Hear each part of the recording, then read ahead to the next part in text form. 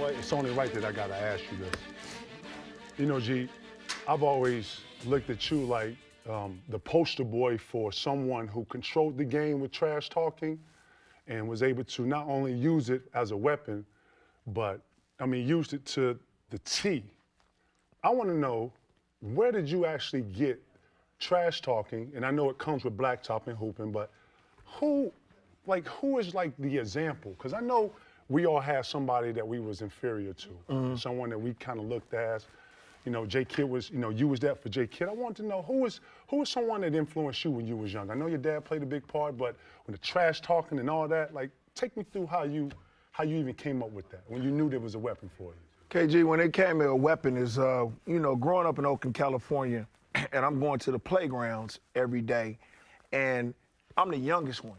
I always played against older guys. Where you at in Oakland? What side of town were you on? I was in East Oakland. Okay, so the biggly East. Shout to East Oakland East right Oakland, now. you know Right, what I'm right. saying? We in here. Town business. This is how it was. I go to the playgrounds and these dudes talking crazy, and I want to go to block. I want to take over blocks. I want to be known in Oakland as that guy Gary Payton, the youngster Gary Payton is cold. He go to everybody block. And so when we start doing that, I start talking crazy and I start busting them.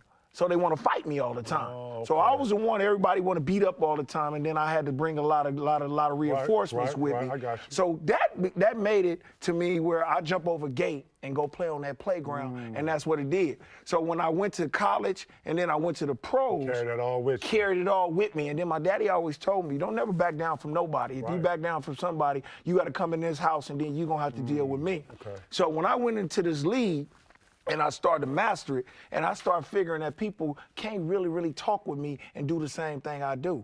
Because I can talk it and I can walk it. Right. And I can get down with that because I get down. Right. And then when I start getting down with them and they don't have the decency to like say, I'm gonna shut up, I'm gonna go at you more. Because all of a sudden, you know what you're gonna hear?